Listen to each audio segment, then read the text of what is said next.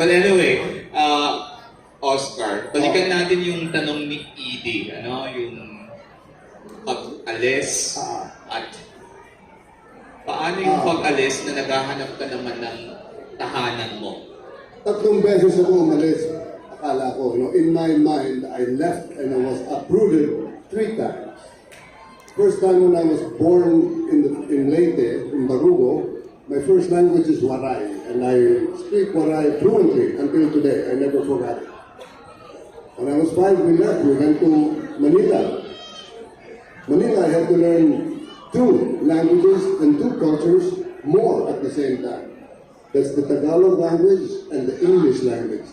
2 cultures associated with it. So naging trilingual ako, or like tricultural, without really me knowing it. And I've been so grateful for it ever since. And I appreciate other cultures before that. But traveling physically, my father worked in the Philippine consulate, so that he was transferred and we had to go with him in 1956. We went to Vancouver. We were officially the first Filipinos in Canada because my father and about 8 of the other crews of the Philippine consulate was transferred there, and we were the first Philippine embassy in Canada, in Vancouver. And I know marami ng Pilipino sa Canada. In fact, I want to go back there because I don't like the US too much because I'm getting older. Libre yung hospital sa Canada, sa US, napakamahal. But I'm trying to stay healthy. At in the US, I found out na in the summers, I kept the same habits because when I moved from Barugo to Manila, every vacation, umuwi kami sa Barugo. That's why I never forgot the culture and the language of the Waray people. Kung hindi kami umuwi sa Barugo, yung mga relatives ko sa Barugo, umupuntang Pilipinas. Ganun din. So I was always immersed in that Waray culture. So when we left for Canada and the US, ganun din ang ginawa ko. Every summertime, hindi ako nananatili sa lungsod. I would go out of the cities. I would go 2 months, work someplace else. I worked in Las Vegas as a busboy, nakita sa mga Frank, all these Frank Sinatra, all these movie stars that you've heard of before. Saka marami ng Pilipinos at that time, 1960s sa Las Vegas. And then in the summertime, I picked the fruits. Every fruit siguro imaginable I picked. Apricots, peaches, pears, lahat na I picked during the summer. But school time, I was always in school. And then later on, when I got to be mature, I was always teaching in school. So school time I was in school, but vacation time was my time. And during the time that I worked in the fields, and then I went to Alaska in 1966. The same people who worked the fields worked in Alaska. Kaya mga Pilipinong nagtatrabaho sa mga picking fruits, the cream of the crop was picked by the same foreman who were also foremen in Alaska, and we worked the salmon fishing industry. Nakatikim na kayo ng salmon sa lata? Ako siguro ang nagluto nun. Kasi I cut it, I cooked it, I picked it, and I shipped it. So everything. And I did that for 15 consecutive years, and every year I said, never again. Ever again. But I was back 15 times. That's how strong Alaska is and the camaraderie that you make while you're there. Napinitin yung mga katrabaho ko dun eh. And it made me homesick everywhere I went. I went to Alaska, I was homesick. I went to pick fruits, I was always homesick. I never really got that homesickness out of my system. Until I went back. First time I came back, it was 20 years later. I came back in 1975, in the middle of martial law. That whole experience to me helped me find my voice as a writer. If you do not find your voice as an artist, mawawala ka. It's not worth it. You will quit it. You won't do it. You have to find your voice wherever what you do. And those workers in the fields and in the canneries and in the old people, I found my voice. That's why I'm grateful for that also. And that's why when I write today, I always write intergenerational, multilingual, and I write poems, I write plays, I write stories, I write novels, I write essays. Thank you. Candy, ikaw naman, napag-usapan natin ito sa una nating chat meeting. Zoom meeting para, Zoom meeting.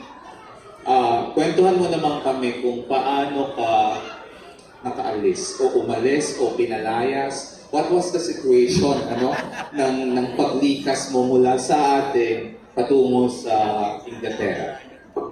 I left the Philippines because of love. The best. I met a blue-eyed boy during the revolution. Is the blue-eyed boy around? My husband, Richard. Oh, Richard! We had a very romantic Ito pala. meet cute story, but that's not the story that I want to talk about. You can ask me later. It's very romantic and funny. If you ask Richard, he will tell you a really boring story. If you ask me, it's exciting and romantic. But we met, we fell in love, and we decided to get married. Richard was a foreign correspondent. He was writing for many, many papers. He wrote for the Yorkshire Post, for The Economist, for the BBC. Nung time na yun, panahon ng people power. So the way journalists work is they come to the Philippines, they write one article, and then they sell it to many, many newspapers. That's how you make money as a journalist. When I met Richard, he taught me how to do that. So I started doing that as well because I was writing for a newspaper, and then I would recycle the stories and sell it to, I also sold it to the Yorkshire Post, the New York Daily News. You can do that. All you do is you call long distance and you say, I covered this today, would you like to buy it? And they'll say yes, and then that's $100. So I learned how to do that from Richard. And then, so ganun yung time na yun. And then, if you want to ask me, if there's time later, ask me how I met Richard. It's a fun story. So we decided to get married. We got married in the Philippines.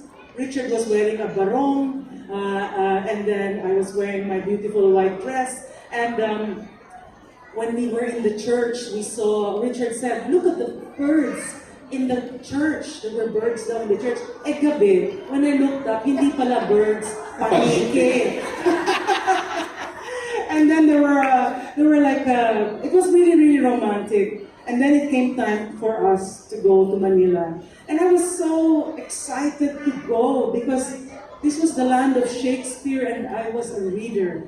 And I thought that I was so happy to say goodbye to all the, my family is not well-to-do in the Philippines. Even though I'm English speaking, English era, pero we were not well-to-do. My father struggled, my parents struggled. And it was like going towards something that was promising prosperity, to fly to London. But I was really surprised because when I boarded the plane and the plane started to take off, suddenly I started to cry. I was saying goodbye to all kinds of things and I didn't realize that I was feeling that separation. And I experienced that again recently in March. I was here and I got on a plane and we flew Oman Airlines. And ang kasama ko dun sa airlines was my daughter, and all around us were OFWs. And as the plane taxied away, I started to hear people sobbing. Like, and I looked to the side and people were crying. These were people leaving the Philippines for the first time. And I remember how I sobbed as the plane took off. And I looked at Manila and I could see the Manila as we were flying. But we got to London. And I was expecting London to be a place where people talk like the way they speak in the movies. You watch all those movies and they're all like the perfect British accents. And every single person in London has an accent from somewhere that I've never heard. The Northern Ireland accent, the Northern accent, the Brummy accent. Then nobody spoke like the TV. The only person who spoke like the TV was my husband. He has something called the received English accent. And then I began because I was a journalist, I was very curious about the lives of Filipinos in the UK. And there weren't very many Filipinos. The Filipinos who were in the UK were OFWs. Before the word OFW had been invented. They were usually cleaners, they worked in catering. A lot of them came in the early 1980s. There were riots, race riots, so black people and Indian people were rioting for better rights in London. And as a result, the English passed a law which prevented people from their own commonwealth from coming into the UK to work. And so they had a shortage of labor, and what they did was they went to the Philippines and they chartered planes to fly Filipinos to the UK to work in their factories. Those were the first Filipinos who came to the UK. And then followed a wave of Filipinos who came to the UK as maids, as janitors, as people who worked. So those were the people I met. And they were people who were struggling. They did not speak good English. They were looked down upon. So I wrote a lot of stories about the lives of maids who were living in the UK. And then the Gulf War happened. So the first Gulf War, there was a war in the Gulf, and all of the Middle Eastern people came to the UK because they had the right to travel to the UK. They were wealthy. So they came into the UK and they brought their maids. That was the next wave of Filipinos. They were the maids who were working for the wealthy Middle Easterners. And those were people who were not happy because they were not treated well in the Middle East. A lot of them ran away. And because I'm a journalist, I interviewed a lot of them, and they told me stories about how when yung mga amo nila fled from the Middle East when the war began. And they left their maids to look after their houses in the war. Habang nagbabombing, andun yung mga katulong. And because they did not have any protection, there were terrible stories of men going from door to door raping the maids. So, this is the story of our countrymen who were abroad. And so they came to London and they found a better life in London. Work was better, people treated them better, but they were still a second-class citizens. And then in the 1990s, ayun na, dumating na yung mga nurses. The nurses were different. The nurses were middle class. They finished their college degrees, they were English speaking, and they were allowed to bring their families. That was a very different thing. And the weird thing was there was a divide.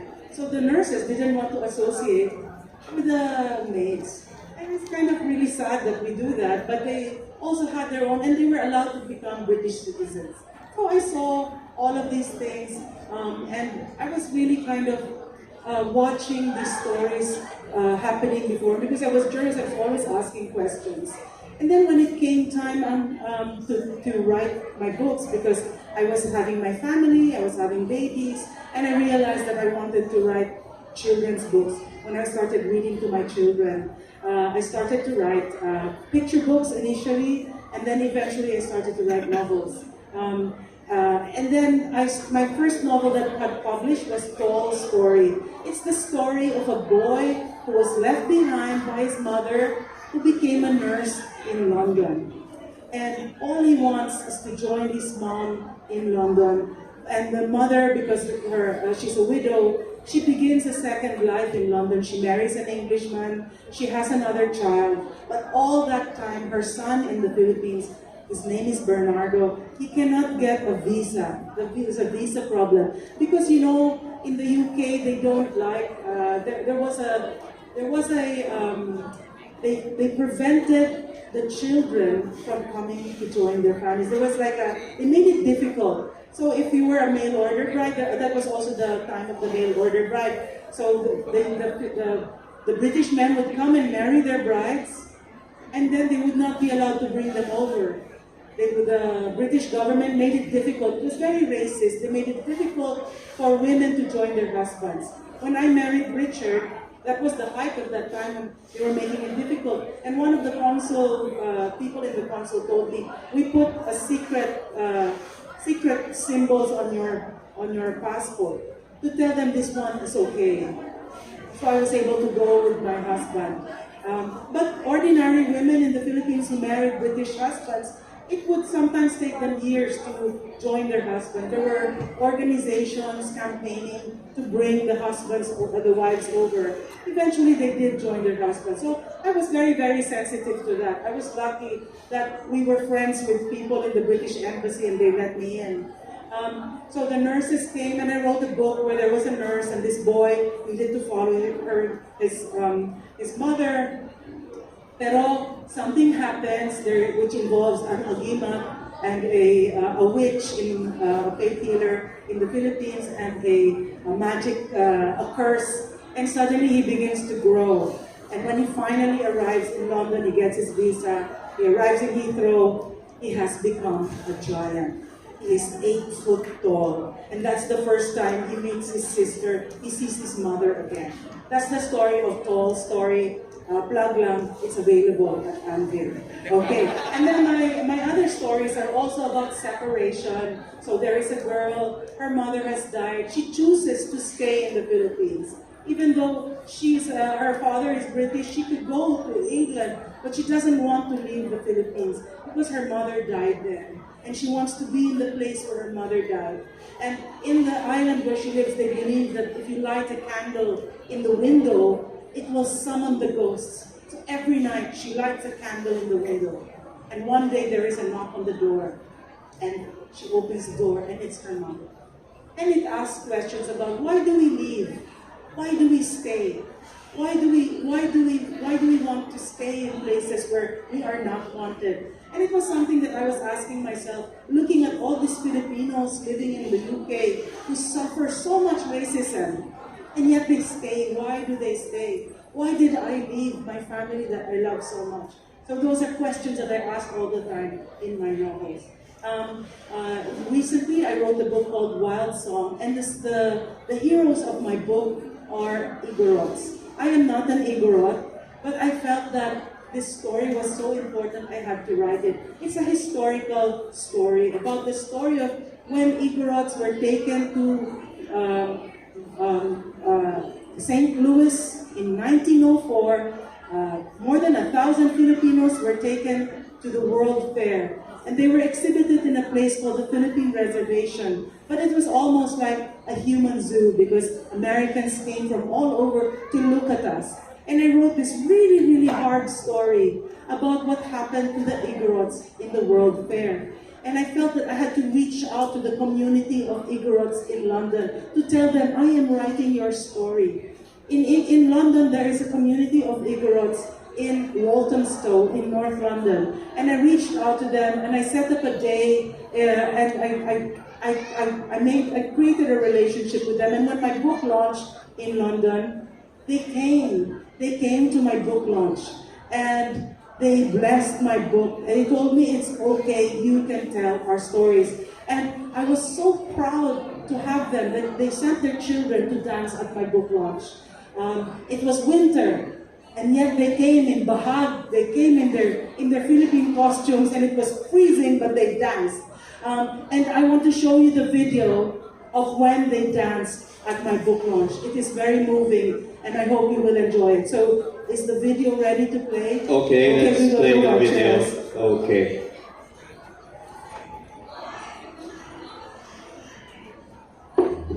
We can present our dance so that we can bring good vibes to this.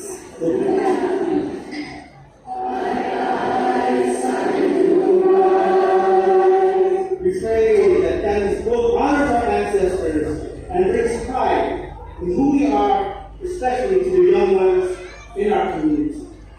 Let our songs carry these prayers out into the world.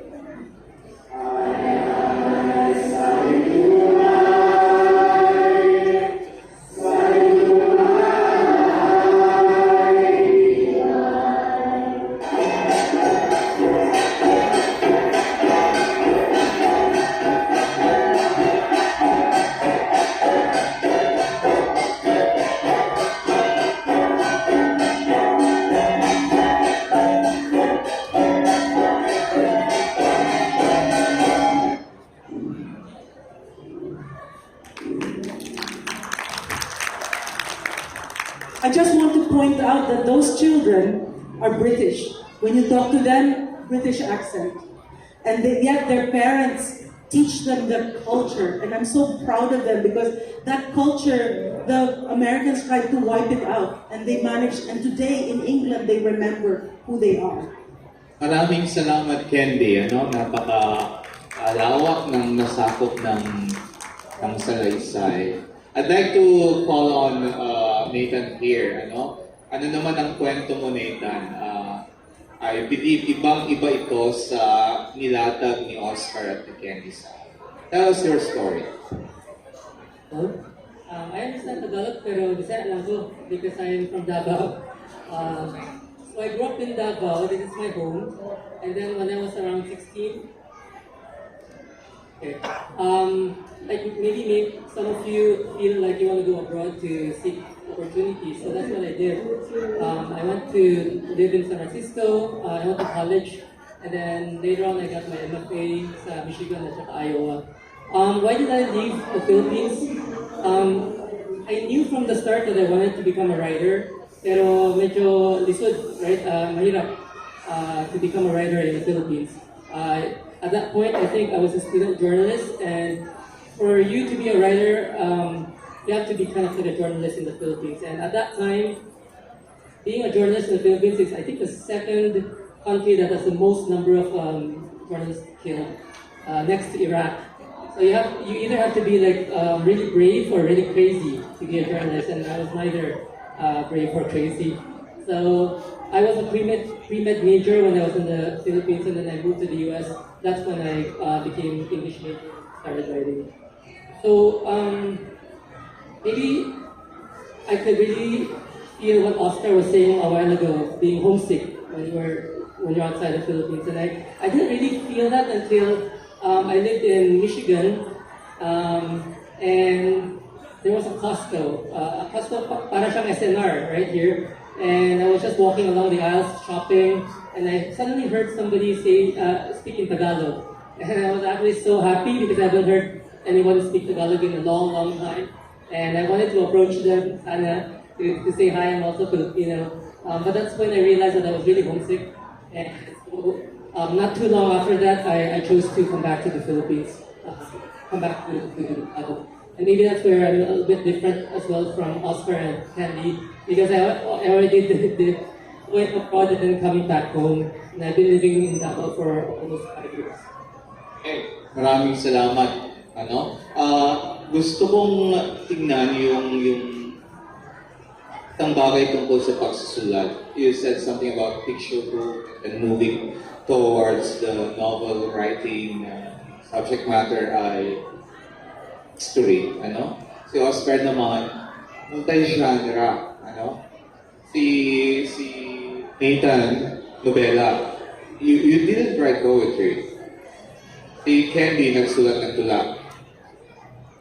Hindi rin nagsulat ng tula. Si Oscar lang ang makata sa grupo. Like, how did it happen na yung genre mo, you were attracted to poetry, while Candy and Nathan here is attracted to the long form? Has it something to do with, the kind of homesickness that is covered by your generation and their generation? Well, they say that the poem picks you, story picks you. And I think I've always been a person that's like I play sports. I play basketball, I play baseball, I play football. Marami lang, hindi lang isa. The same in writing. Iba-iba ang mga pagsusulat. I wanted to try all of them, and I was attracted to all of them. But after these years, alam ko na kung bakit. Kasi pag naririnig ko, if I see a scene right here, I see a scene, and it moves me, it will probably be a story. Kasi nakita ko yung scene. Pero if I hear words coming from nowhere, just coming with music, patak-patak, puro musika, without meaning, without nothing, it's probably going to be poetry. Oh. The music that brings me. Okay. Candy. I write novels because initially I wanted to write comics. Like graphics then? Graphics, yeah. I love I'm doing comics even now. I'm making a comic. I have a comics project. Pero there's no money in comics. I cannot sell it. I'm hirap. Yeah, and then I started trying to write picture books in the UK. And picture books are so hard. They're like poetry. They're so hard because every word is loaded. You have to be so concise. You cannot have too many. A picture book in the UK, not in America, but in the UK, a picture book has 100 words less. Very few words because you're publishing to 0 to 3 years old. And then, if you sell it in the UK, they only want books they can sell to 20 countries all over the world. It has to be translatable. So it was when I started, it was too hard. And then I thought, oh, novela na lang. I mean, I was a journalist. When I was a journalist, I wrote 2 articles a day, no sweat. Easy. So I said, I'll just write every day, magiging novela yan. Pero it's not that easy pala. And the problem with a novel is once you've spent 3 months writing it, you're already committed. And you're like, I spent 3 months writing it, I'll write some more. And then a year later, hindi ka pa tapos, 1 year, well, I spent a year writing it, sayang naman, I'll keep writing it. 4 years later, I spent 4 years writing it, I might as well finish it. And then when it finishes in 5 years' time, you're like, oh my God, I'm 60 years old. Now I can launch my book. Okay, Nathan. Si Nathan, gaya ng sinabi ni Sam, has just recently released his debut novel. So tell us your attraction to the long form. I also write short stories, where I find that the shorter the piece, like poetry, the harder it is, because it's more exacting. So I have the most admiration for Oscar and for Candy because of the picture book. I write novels because I'm not good enough for other forms. It's easier to write novels. It's more fun because you can spend your time getting to know a character and really spending like a full book of just one character. Whereas a short story, it's very short and then you have to be almost perfect. Good. Yung isa sa panel dito sa Philippine Book Festival is about the first book. May panel na yung mga taga Davao, sina Sean Benon, Jacob Peñanes at Elizabeth Choi Serrano Quijano ay nagkwento tungkol sa kanilang unang aklat na inilathala sa Pilipinas. I'd like to know how is it there, nung naglathala kayo ng una ninyong mga aklat. Ikaw yung pinaka-pagito, Were you first published in the US, Oscar? Or Yes, I was. Yeah. What was that breakthrough like? That being published as a non-white writer in the U.S. Yes. You have to bring into the conversation the ethnic studies in which I was a member of the movement. I don't encourage it to people going to school, but nag-strike kami and we closed the school for 6 months while I was in college. Because nagalit na kami, nakahalata na kami. In my generation, I would read a book. Kung Filipinos would support 20% of the school population would be Filipinos, for example. But our materials, not even 1% about that. We don't see ourselves in the book. And we young people who were writers, we wanted to write our stories. Nahihirapan na sila. After the strike was successful, all the schools, and right now all the schools in the country have this ethnic studies department in which you study the history and the literature and the culture of the people who went to the United States that were not from the United Kingdom, including the people who were there first, the American Indians. They were also in this ethnic studies. Kasama namin sila. So by the time I was writing, naging hit na, everybody had to pick a story. If you want to do a curriculum, they had to pick a story about the American Indian writers. We were not satisfied with stories about us. We wanted to tell the story. We wanted to tell the story because they tell it wrong. When I was in Canada, I was in the 10th grade, nabasa ko. Ferdinand Magellan expedition was the first to circumnavigate the world, sabi no paragraph. But he did not accomplish this feat because he was killed in the Philippines and eaten by the natives. What the hell did you get this? I was in a Catholic school. I had to ask my teacher, but to them, it's okay. It's a mistake. All those mistakes was all right with them, but it was not okay with me. It was in my brain all the time. And when I met other people who felt the same, we had a movement to change that whole thing. And then when that thing was changed now, they looked for my stories. I didn't look for them anymore. So I never had any problems looking for publishers because they were looking for ethnic writers. So I never really, until now. What about you, Candy? Maraming salamat sa napakatagumpay na pagsasakatuparan ng ganoong adhikain natin. What about you, Candy? When I started to try to get published, when my kids were small, my kids are 30-year-olds now, and when you go to the bookstore, all the big books are white kids having adventures, like white characters. So, syempre, I want to be published, and clearly, commercially, white children was the way you get published. So I wrote books with white characters. My books were not Filipino books. I wrote a whole novel, like it took me a couple of years to write it, with white characters.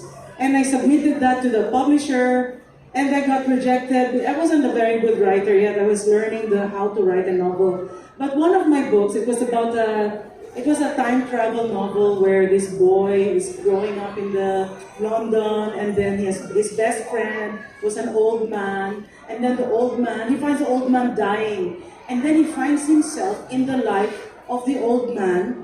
One moment he's just a kid in London, the next moment he's wearing a parachute, he's in a plane, someone pushes him out of the plane, he realizes he is a soldier in World War II, and he has to fight World War II to get back to his own time. And I sent it to the publishers rejected it. Then a literary agent called me up and she said, "Hey, I really like your book. Ang ganda raw nung subject, yung concept, the twist in the end, the characters are funny. You're funny, Candy." I was like, wait. Bakit mo ako sinasabihin na ganyan na, "You rejected my story." Sabi niya sa akin, "Because you're Filipino." Ganito pala ang racism. Tapos sabi niya, no, kasi how can I sell your book to publishers if you have this English book with English characters with an English war? And you're a Filipino. Now, when you think about it, it's still racist to say, just because I'm a Filipino, I cannot write English characters. But at the same time, I realized that I had spent all this time writing a book, and I did not believe that I could write a Filipino character and that anyone would like to read about Filipinos. And from that time on, I wrote Filipino characters because I realized I was holding back. I had to put myself into the story, all my experiences. There are stories. It was just that I didn't have faith that the English buyer would buy my stories. And the first book that got published was about Filipino nurse in the UK. And that was shortlisted for 13 prizes. It was longlisted for the Carnegie Medal, and recently it was chosen as one of the 100 best books in the last 100 years. I was there side by side with Anne Frank and Winnie the Pooh. That I am there in that list, and the character is a Filipino boy. So there, there. Yeah. Candy, I have a question. When you write about these Filipino characters and your Filipino stories, who is your audience in mind? Do you think about the Filipinos in the UK? Do you think about your homeland? Who do you write It's a really good question because that's what I struggle with. So of course, I'm in London, so I'm all English children. My children are English children. But I'm always thinking of the Filipino reader. So there are things in my books that is for my Filipino reader. Like for example, we are so self-conscious about our height. I just went to Ayala Museum and they have this thing of the height of Filipinos through the centuries. That's how self-conscious we are. So my first book is about height. Tall story. The boy who's the smallest in his class, he becomes tall. And then the other thing, my parents, my dad was from Davao. He had a thick Visayan accent. My mom was from Manila. She was so good at English. She was always making my dad feel small because he had an accent. And I was like, unfair naman yun. So in my book, my character has a thick Filipino accent. So I put all of these things into my book. You will recognize it when you read Tall's story. All of those unfairness and those little things that we do are in the book. But I cannot replicate a real Filipino life because I live there. So it's a bit of a fantasy. It's my fantasy of what Filipinos are like, having lived there for 30-something years. Ibalik natin yung tanong kay Nathan. Tell us the story of your first book, mula sa US, ethnic studies, sa mga picture book na people with non-Filipino characters, you have a very controversial title. I must say, for giving Imelda Marcos. Kwentuhan mo kami. Okay, so my undergrad degree in US is screenwriting. And at that point, I really didn't want to write anything about having to do with Philippines because I was a new immigrant in the US.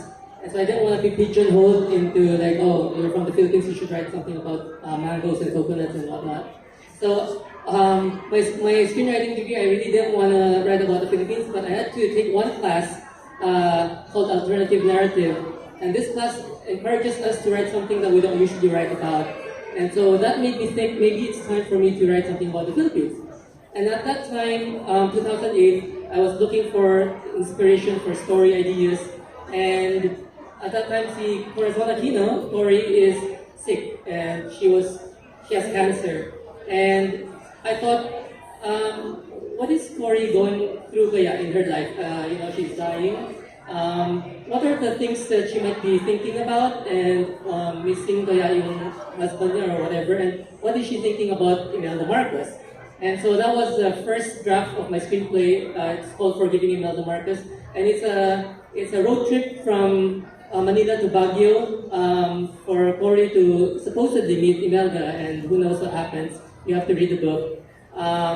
So that was like 15 years ago, and so the novel really took 15 years, and it took from screenplay to novella and now novel. Okay. Siguro magandang tapusin natin itong conversation na ito sa idea na pupunta tayo ng Frankfurt sa 2025. We will be the guest of honor in the oldest great book festival in the world. So, lagi itong tinatanong sa mga manunulat na nagbigyan ng pagkakataong malathala sa ibang panig ng mundo.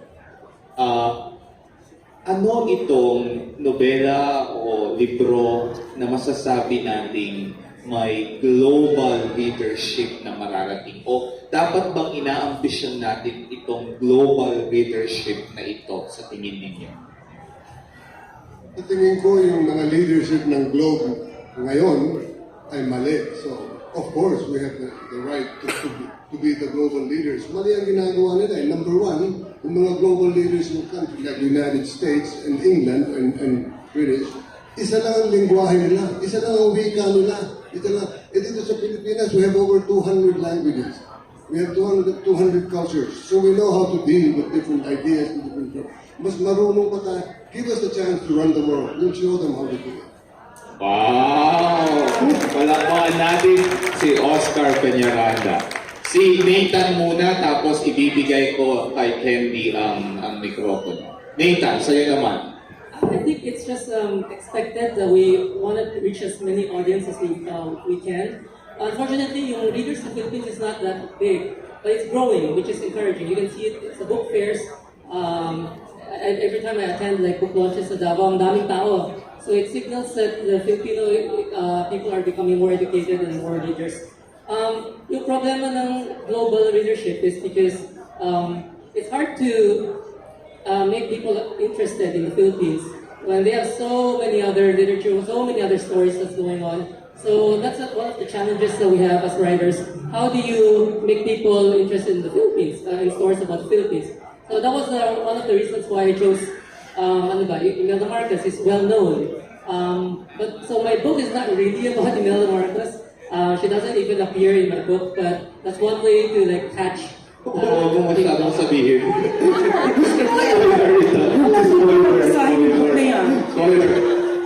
It's not really a spoiler, pero you have to find a way to attract attention. Find a way to attract attention. Maraming salamat. Nathan, go. Now the floor is yours, Candy. Language is always a problem.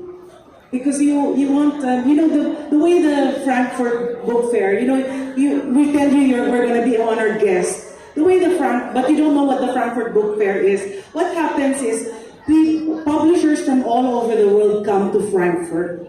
Amongst those publishers, there are translators. And what they do is they have all of these booths like here, and then they look at all the books that are available in all of the booths. and then they decide what they're going to publish. And our hope, by being the guests, is that they will come and they will see a like a magical treasure box of all of our stories. Now, we think that our stories are not accessible. I have learned by being an author in a foreign place that they love our stories. They do. They are accessible. But because they cannot read them, then they cannot understand our stories. That's what the translators are there for. And that is why we are at the Frankfurt Book Fair, so that our stories can be translated into their different languages. And in the process, we will earn because they will have to pay to translate our book. And they're not just translators, but film producers. There are all kinds of people who are at the Frankfurt Book Fair. And I think what's important is that we write the stories. It's the story that's important. And we should have confidence. We should have confidence.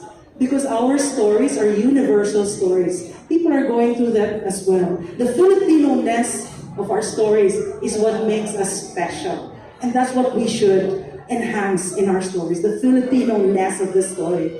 The story itself, the characters, these are all universal things. Archetypes. And it's okay. We can tell our stories. Don't worry. They're gonna love them. Thank you, Candy. So maraming salamat sa pagtangkilik ninyo sa hapong ito. Muli palakpakan natin si Oscar Peñaranda, si Candy Gourlay, at si Nathan Go.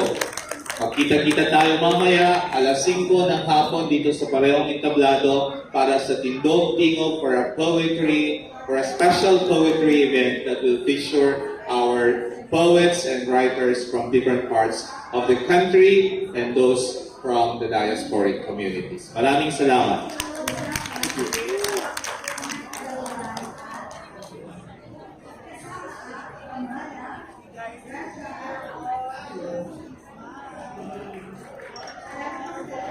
Thank you very much once again, our panel for the event, Interviews on Diasporic and Filipino Migrant Communities. Thank you, Ms. Candy Gourlay, Mr. Oscar Peñaranda, Mr. Nathan Go, and our moderators, Executive Director of the National Book Development Board, Ms. Charisse Aquino-Tugade, and the Director of Ateneo de Naga University Press, Mr. Kristian Sendon Cordero.